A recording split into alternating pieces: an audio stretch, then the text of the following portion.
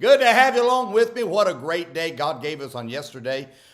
Here we are in the middle of winter cold, and they're calling for ice and everything else. Boy, God filled up the auditorium. That was exciting to see. Altars were filled, people saved, baptized.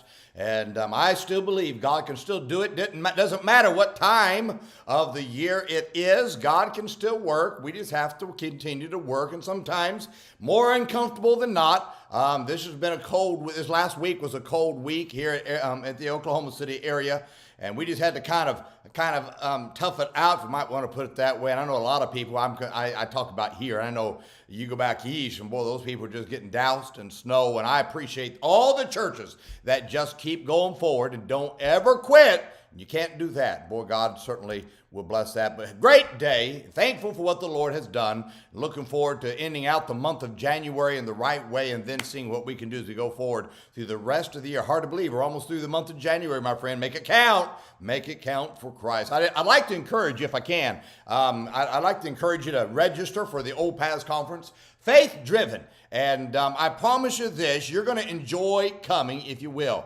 And register at oldpathsconference.com, and you'll find the conference. It's going to be very helpful. We got Brother Trieber, Dr. Bob Gray Sr., Bruce Goddard, all coming in to preach along with me, and then we're just going to have a great time this year. And I'm looking forward to seeing what God's going to do. If you get a chance also, go listen to my sermons from yesterday. I think that all of them will be a help, and I would encourage you, if you could, just listen to them every week. It'll be a help to you. Don't substitute them now for church. You be in church. But I do believe that they would be a help to you and an encouragement to you as well. Today, let's talk about when the Lord answers. In Job 38 and verse 1, the scripture says, "Then the Lord answered Job out of the whirlwind and said." Now, people often say that the Lord, they say, well, the Lord spoke to me, but the Lord never speaks without something changing in one's life.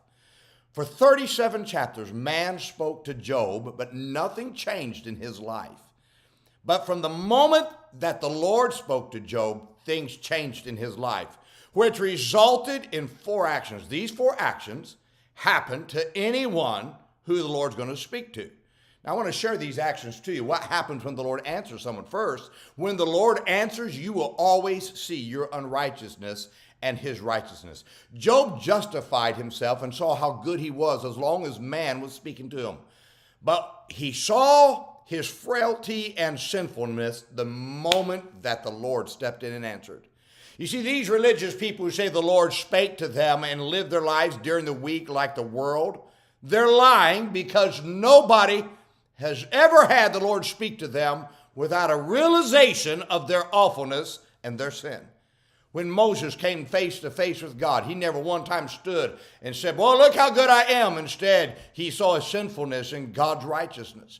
When Elijah came face to face with God, he saw his wretchedness and God's righteousness. When Adam and Eve came face to face with God, they saw how sinful they were, so much that they hid themselves. You see, anyone who has had the Lord answer them always sees their wretchedness, which will result in something changing in their life. Second, when the Lord answers, you will always be challenged to get up. When the Lord answered Job, first thing God said to him was, gird up thy loins like a man. God's presence in one's life never causes someone to continue to do what they've been doing. It causes them to get up from apathy and stop feeling sorry for themselves and go do something for God.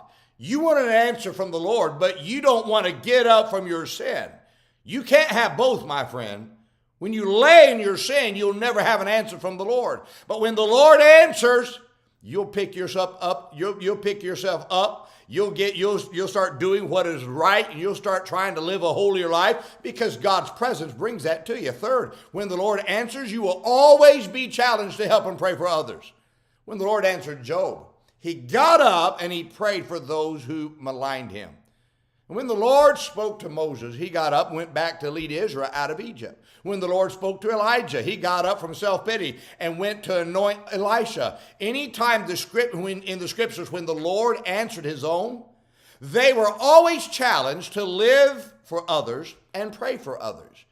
You can say the Lord spoke to you, but your life says differently when you continue to live for yourself.